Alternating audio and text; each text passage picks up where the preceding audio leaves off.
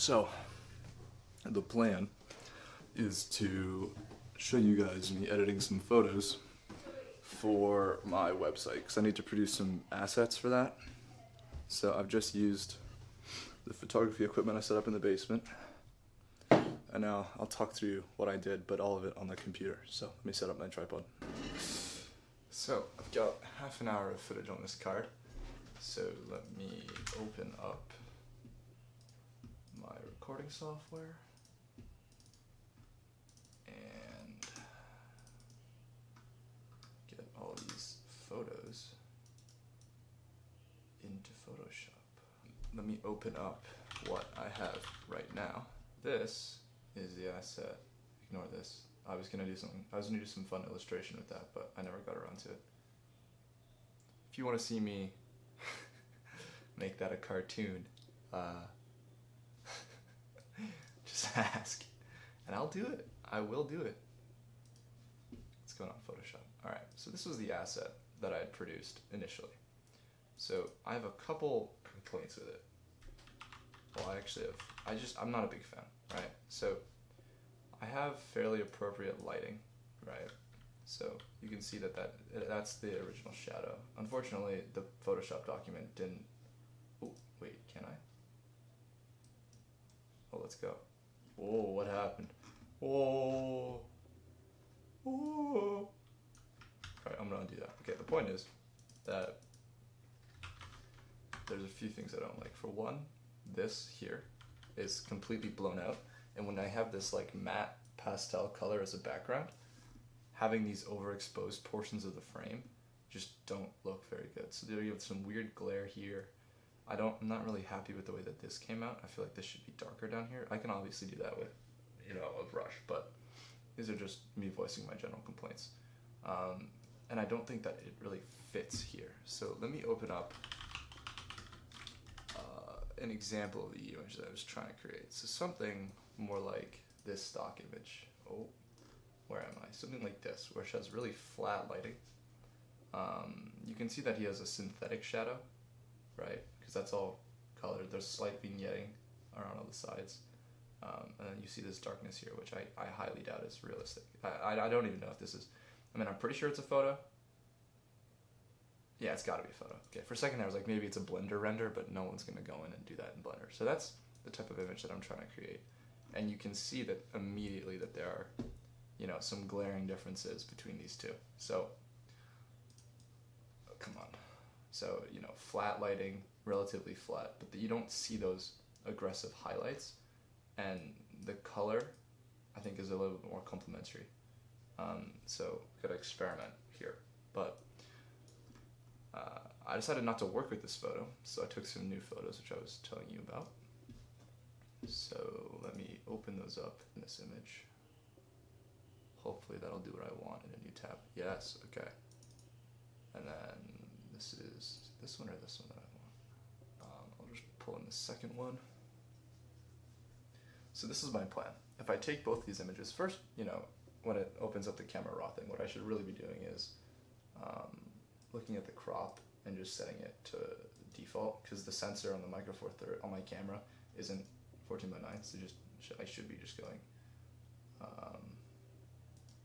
original on the full frame. So let's open that new frame, and let's edit. What is it? Image crop. Okay, I love Photoshop. I really do. Oh my god.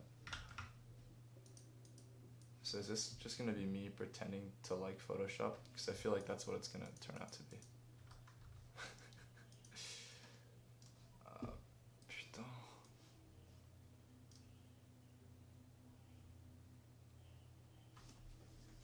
I guess this is a good time for me to, just while I'm opening these files, to apologize for the lack of videos. I thought I could keep up with that upload schedule. I'm going to try to get back to it, but I've got a lot of stuff to do on like the college and the school front, so I want to see what's going on with all that first. So put it here and drop it background. So what I'm going to do now is, let me open up just a reference frame. So what do I like about this frame more than the other? Let's see.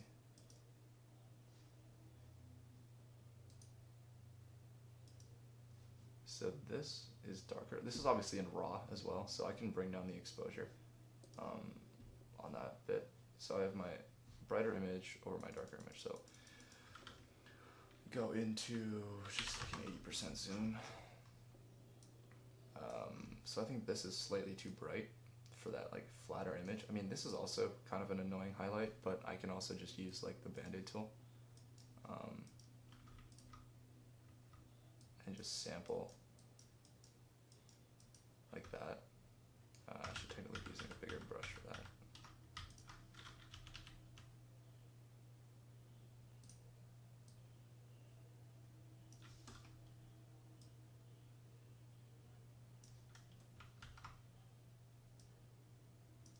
I mean, this is going to be a relatively low resolution asset when it's converted, so I'm not particularly worried about, you know, ooh, what's going on there?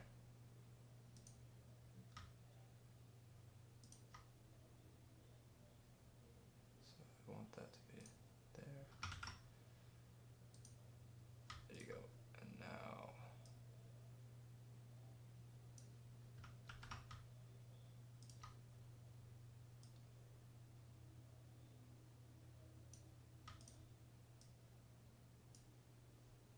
alright, so that's all I need it to be. Relatively basic correction there. So that's more flat, and it actually, like, if you look closely, you can definitely see it, but it's fine for what I'm doing. So what I'm going to do now, zoom out a little bit more. I just want to frame out this bar here. Try to get all of it. Ooh, interesting. So that means I'm not perfectly level, or the bar is not level. Alright, so let me actually rotate my image first. I'm going to do the same thing to both of these layers.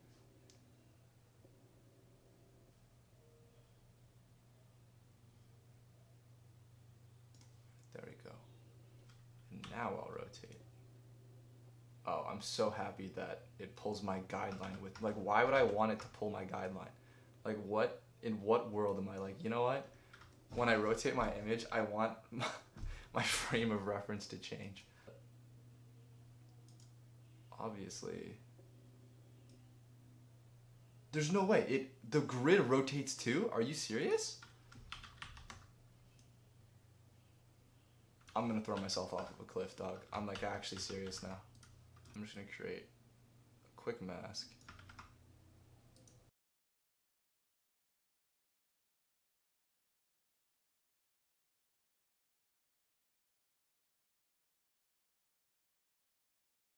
Alright, Jesus, that sucked. So, no, I don't want a vector mask. I just want to make a selection. 2 pixels. And then if I just delete it, hey, that, it just samples. See, that just gets pulled from the other image. So, what I'm curious to see.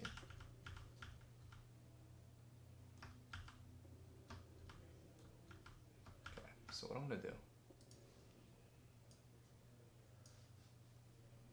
Let me undo that. So actually, hold on. I want to make the selection, but I'm not going to pull it from under yet. So look, what I'm going to do is, because I like the way this eraser, the paper holder is shaded, so I'm going to try to keep those the way they are, and just erase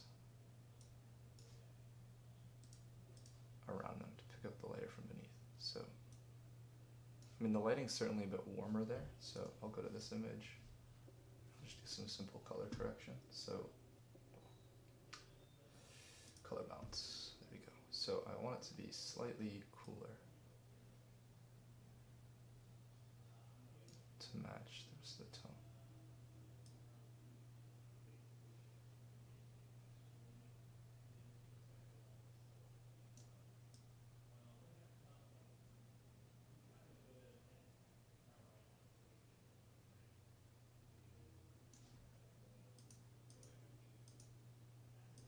So I don't know if you can notice, but that is a closer color match in my opinion.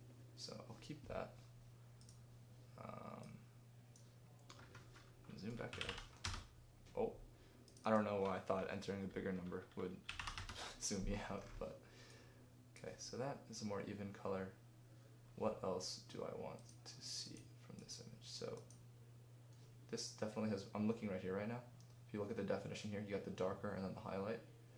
And then on the underlayer, it's a more even shading. So I'm just thinking about whether or not I want to pull some of that. And I think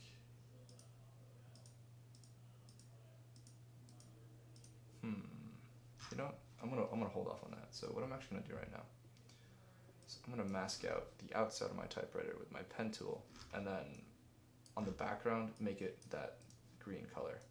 Not this exact one from the last image because I actually wasn't a big fan of it, but a green color. So let me take my pen tool. This is technically on feet, so this is a shadow right here. So you got the chrome and then the shadow under it, so you're gonna really want that to come through. I should technically do a little bit of more band-aid stuff, but you know I will. So spot healing brush tool, take this layer, and look at that. Because I haven't actually cleaned and repaired this typewriter yet, but I wanted to get the website asset.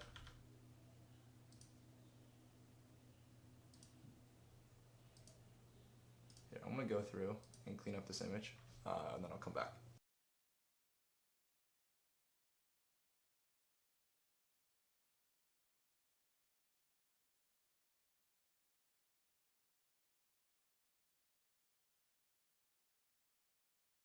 Alrighty, welcome back.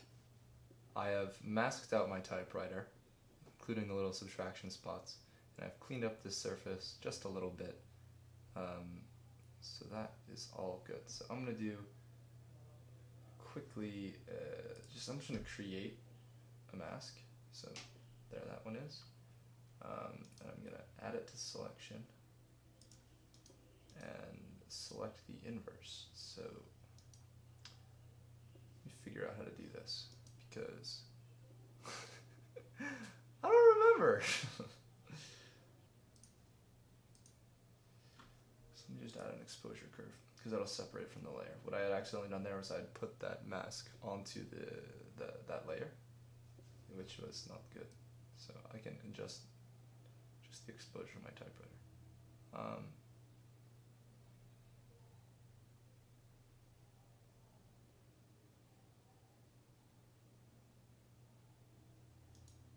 Oops. So I'll slightly bring up the exposure. Alright, but my point in making this mask was actually to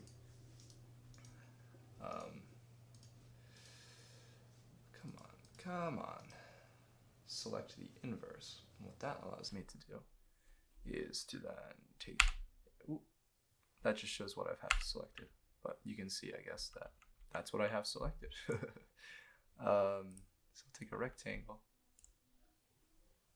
just, okay, whatever, don't matter.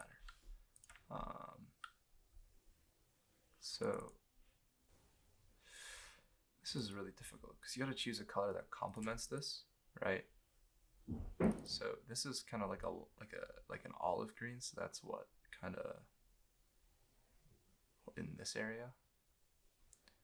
So I guess I should probably try to match that with something analogous. So let me do it this way. Let me take just a sample of that color. Ooh, interesting. So that just gives a readout as gray. Is that all? Wow, that's super interesting. Okay. Alright, that's fine. It's not great, but it's fine. So I want this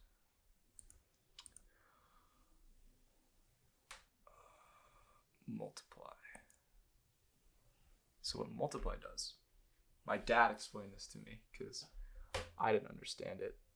Oh man, I wasn't my battery died, man.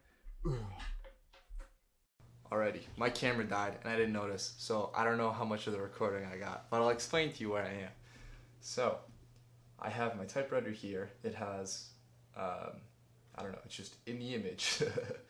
And I've added a color that I think matches this typewriter green, which apparently appears gray here, but I guess I can change that. So look, if I go here, oops, I add this mask to my selection.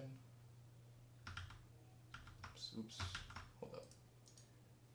I'm gonna add this mask to my selection, do a hue saturation layer, and just saturate the colors a bit more. So that's gray, but does that just saturate my red? Wow, interesting. So even shooting in RAW, it only picks up the typewriter as being gray. That is really interesting. It's a green typewriter, by the way. But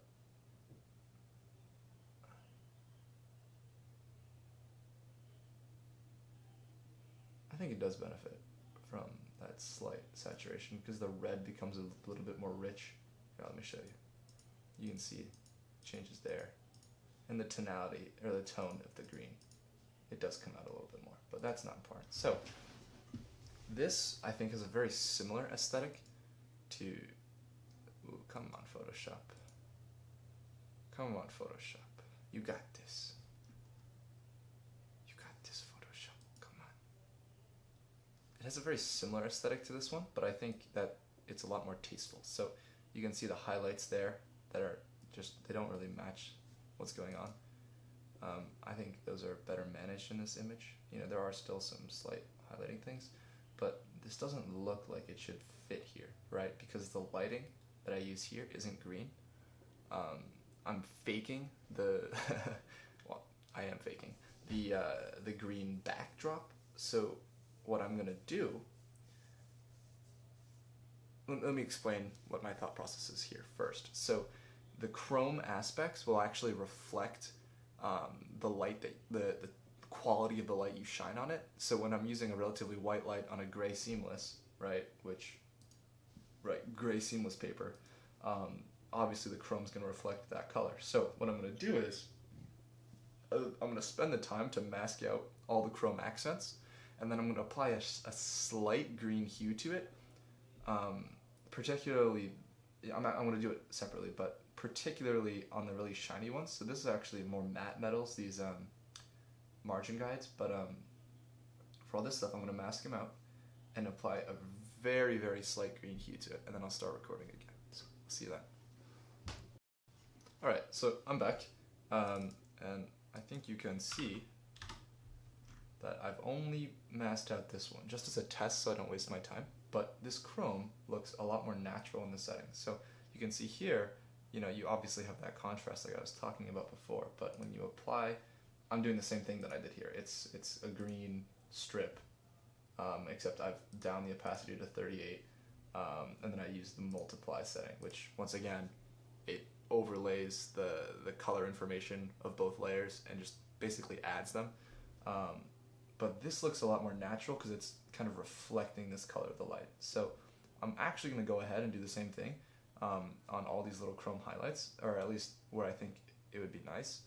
And I'm going to do it piece by piece, just so I can really customize the look there. So I'm going to work on that, turn off the camera, and just, you know, play a time lapse of me doing all that work.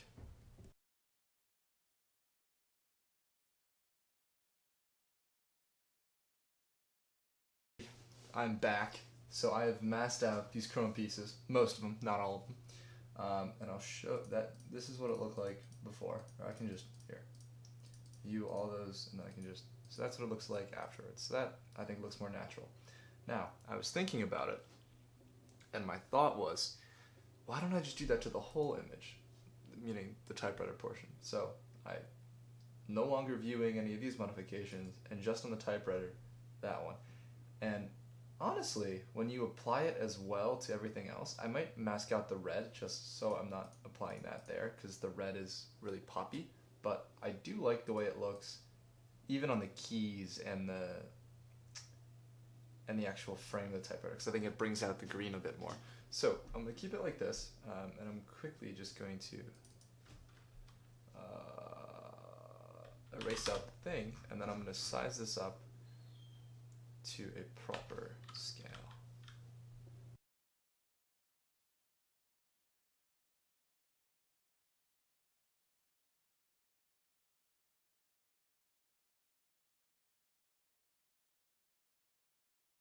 So I briefly mentioned that my apology for the lack of videos recently, but I think an appropriate way to make up for that is going to be uploading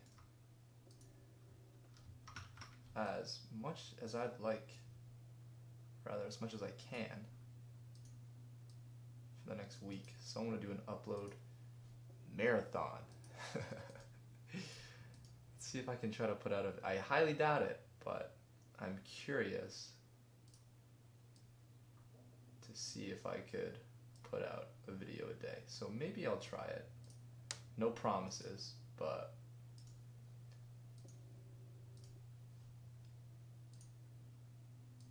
be on the lookout, I guess. As much as I say I hate Photoshop, it is something I want to get better at, because it is quite useful. I mean, I guess not for the normal person, but I do a fair bit of photography and stuff, so I'm okay with like color correction in Lightroom. When I say okay, I really mean just okay, not great.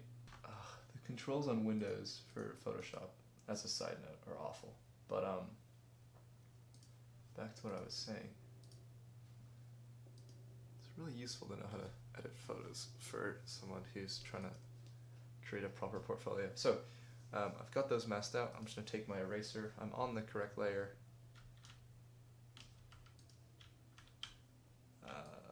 Oops. You can see the size here, so just gonna, you can see that brings that red and it lightens that up a bit, so you got a nicer bit of contrast there. Yeah, so I like how adding this green tint and multiplying it, how it both darkens the chrome and applies a more natural lighting. Now obviously it looks a bit jagged where it's like poorly anti-aliased around the mask, but it's not that big of a deal, just simply because I go back to what you're going to be seeing, deselect, you got the really nice warm red, properly toned greens. I'm going to delete this entire group just because, group and contents. So look at that. So this is my source image. You can see that I've applied a background multiply so it retains that shadow value. And then as I said, just so I can get the chrome highlights and the typewriter more fitting, right? Because it'll reflect light of its ambient setting. You have that recolor. So it darkens the image a little bit, kind of more matches that. And I'm fairly happy with that, especially compared to, this other abomination. I think matching the color properly was also a big thing. So this is a mintier, colder green. Like you can see it's bluer and lighter, and it doesn't really match there. And then obviously none of those highlights match. So I think I really am quite happy with the way this has turned out. So, obviously this color isn't, the most attractive, but it fits more accurately. So what I need to do now is adjust my canvas size appropriately to a website. So that ratio is probably 1920 by 1080, which is, I really don't know. Is that 16 by 9? I actually don't know. Okay, yeah, it is at 16 by 9. So, wow. Come on. There you go. I think that looks a bit more natural. But do I think it's sized correctly, I think is the better question. I think the answer to that is, yeah, I'm happy with that. I mean, this is a big negative space here. Negative space being the space not occupied by the subject. So I suppose that's where I can put some text on the website. But I'm happy with that. So let me save this. Say thank you for watching, and look out for me launching my website in the coming weeks. Bye bye.